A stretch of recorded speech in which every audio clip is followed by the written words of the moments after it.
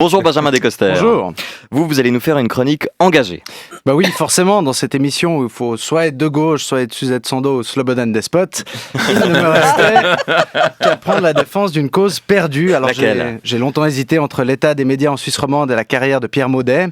J'ai donc choisi le seul sujet qu'il était encore possible de sauver. Désolé Pierre. Et surtout, si je défends Pierre Maudet, il va croire que je suis son ami et j'ai regardé mon compte en banque. Je n'ai pas les moyens d'être l'ami de Pierre Maudet. Du côté des médias, ça va pas fort. D'ailleurs, on est rassuré d'avoir Michel Odetta avec nous ce matin, puisqu'en tant que journaliste chez Tamedia, il fait partie d'une espèce menacée. En le voyant, on a envie de lui acheter un petit panier, de lui donner de l'eucalyptus, d'en faire un logo et de l'envoyer au VVF. Moi, il y a quelques jours, je me suis retrouvé à un événement dont Tamedia était partenaire. Alors, pour les invités, ils avaient gentiment disposé des pochettes cadeaux sur les tables. Bon, alors forcément, comme vous, Michel, je m'attendais à y trouver une lettre de licenciement. Un cadeau de Tamedia, généralement, c'est 3 mois de préavis. Là, heureusement, c'était des bonbons, mais ça m'a fait peur quand même.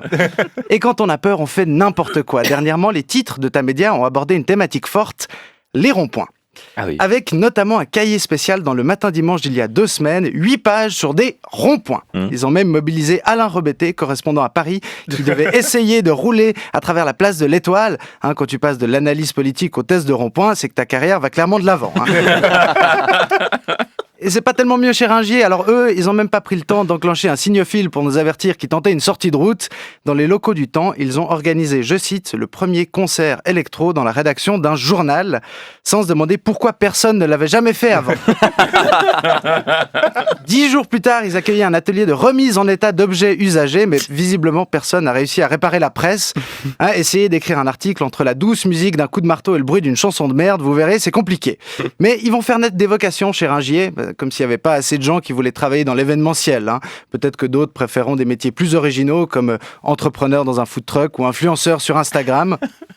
Et au milieu de tout ça, ne comptez pas sur moi pour trouver la solution. J'ai autant de conscience journalistique qu'un administrateur de Tamedia, c'est vous dire. La preuve, si j'avais été journaliste, j'aurais dû au moins expliquer ce qu'est Instagram aux auditeurs qui connaissent Micheline Calmiret, notre nouvelle chroniqueuse. Ou alors j'aurais dû expliquer qui est Micheline Calmiret aux auditeurs qui ont Instagram. Bon, on fait les malins, mais même à la RTS, c'est pas la fête. Pas eu le temps de célébrer Nono Bilag qu'on annonçait des dizaines de millions d'économies. On est donc en droit de se demander s'il y a vraiment besoin d'humoristes sur cette chaîne. Mais écoutez ce qui se passe quand il n'y en a pas. C'était dans On en parle en mai dernier. Vos pieds ont la parole. Notre guichet leur est entièrement consacré. Un guichet que j'anime avec vous, Xavier Bloch. Vous êtes venu pieds nus ce matin. Oh mais vous gênez pas, dites-le pendant que vous y êtes. Écoutez, je cafte tout, moi. Ouais, dites carrément que je suis à côté de mes pompes, quoi. Voilà, si ça donne pas envie de finir les pieds arrachés après un accident dans un rond-point, je sais pas ce qu'il vous faut. Critiquez pas les collègues. Mais au fond, les journalistes romans n'y peuvent pas grand-chose. Comme les cuisiniers et les stylistes, ils doivent observer en silence des Suisses allemands massacrer leur métier sans rien dire. Et puis, visiblement, les conseils d'administration confondent licenciement et opportunité. On nous dit que la solution à la baisse de lectorat, c'est de virer des journalistes. Mais est-ce qu'à force de virer tout le monde, on ne ferait pas baisser le lectorat ? Prenons les beaux parleurs. S'il n'y avait plus que l'animateur autour de la table, qui écouterait l'émission ? Bon, pour vous, Jonas, ça ne ferait qu'enlever le bruit de fond quand vous vous écoutez parler, mais pensez aux auditeurs. Et petit à petit, on laisse n'importe qui nous informer.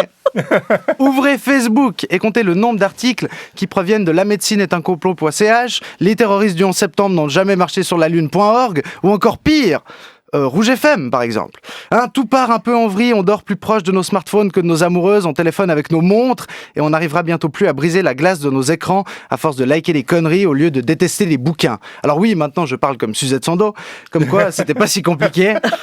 Mais dans ce monde de fous, il est sain de payer pour être moins con ou en tout cas plus informé. Alors continuons à financer l'information de qualité, achetons les journaux payants, essayons au moins de rire jaune au moment de la facture bilag, et puis emballons notre vaisselle dans des journaux gratuits quand on déménage, et surtout sortons-nous les pouces de l'édito et du rond-point, parce qu'on va se rendre compte un jour, l'ignorance nous coûtera beaucoup plus cher que des journalistes.